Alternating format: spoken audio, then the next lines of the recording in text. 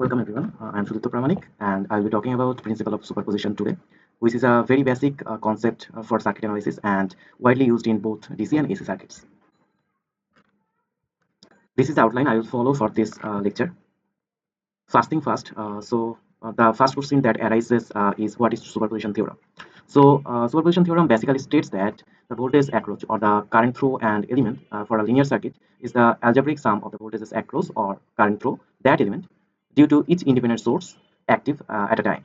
So, for example, if we consider this circuit where there is two independent source, one is the voltage source Vs equals to 124, and the other is the current source Is equals to 12 ampere. Both the independent sources are present in the circuit, and let's suppose we are wanting to determine this current, the current through the 6 ohm resistor. So, if we determine the current through these resistors for the voltage source 120 volt acting alone, and then current source 12 ampere acting alone, and if we calculate this contribution, these two contributions, first the contribution of Vs equals to 120 volt, that is I1 bar through the 6 ohm resistor, and secondly the contribution for the current source, I1 double bar through the 6 ohm resistor, and then we can apply the principle of superposition to calculate the net current, that is I1 bar plus I1 double bar. So basically the current through the 6 ohm resistor is the current taking the independent sources one at a time. First the voltage source and then the current source. Next, as we are telling that we'll take one independent source at a time and we'll deactivate the other sources. So what does that mean? So if we back to this circuit and let's say we are keeping the voltage source Vs active, and we will deactivate the current source, and similarly we'll keep the current source active and we'll deactivate the voltage source. So at a time we'll keep a voltage independent source active and we'll deactivate all the other independent sources. So basically we are deactivating two types of sources. One is voltage source, independent voltage source, and the other one is obviously the current source. So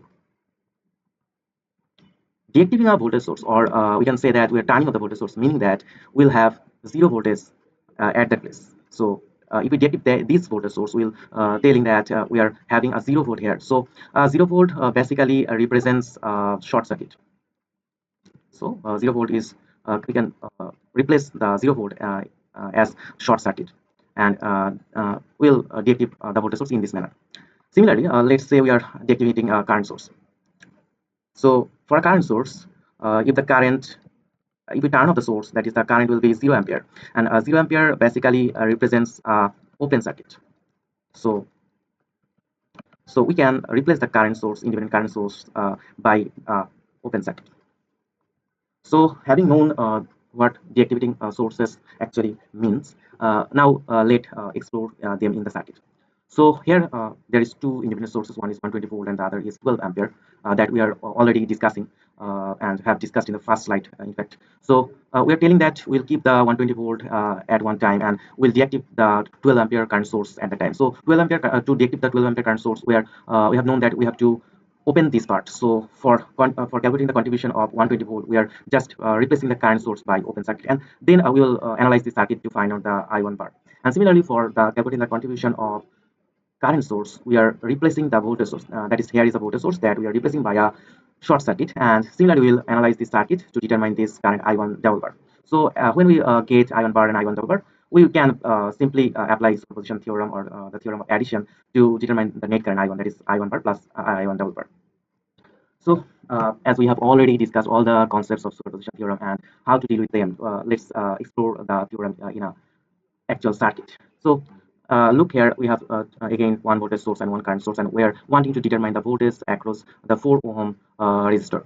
So first we are telling that the voltage across this 4 ohm resistor will be the algebraic sum of two voltage components, that is contribution of Vs acting alone and the contribution of current source Is acting alone.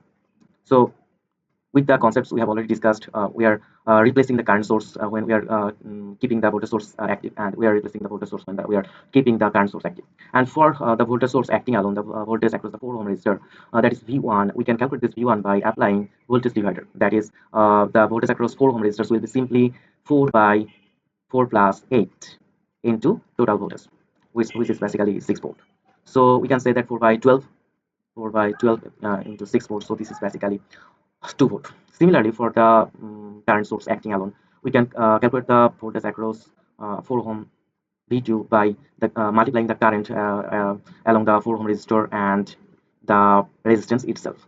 So for calculating the current, we can apply current divider rule here, and thus we can calculate the current by 8 by 8 plus 4 into 3 ampere.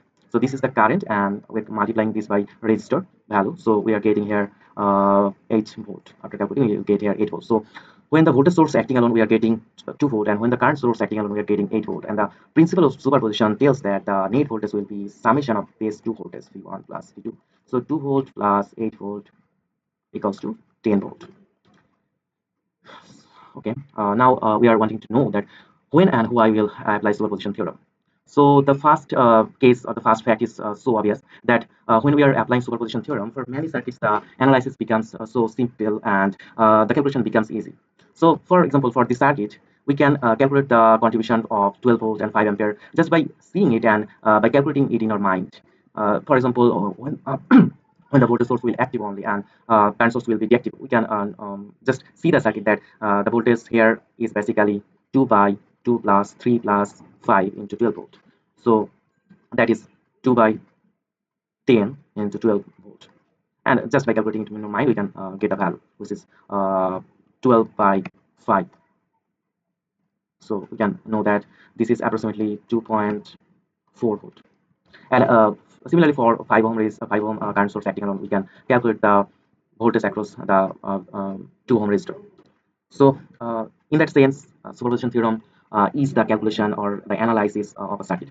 And more importantly, from my perspective or my experience, I can say that superposition theorem is actually more effective for AC circuit where there is multiple frequency sources. For example, here for the current source, the frequency is 5 radian per second, and for here the angular frequency is 2 radian per second.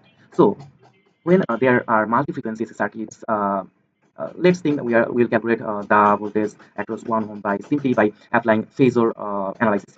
But the phasor analysis only deals with the magnitude and the phase. For example, for a voltage source, we can express it as V and the phase, and similarly for a current source, that is the value and the or the magnitude and the phase. But what I am trying to draw the attention that the phasor doesn't consider the frequency omega. So if we calculate this circuit, taking both the phasor of voltage source and current source, and then apply or taking all the phasors of all terms and converting them in this resistance and capacitance in frequency domain, and then applying the phasor analysis, we can get a value of VO.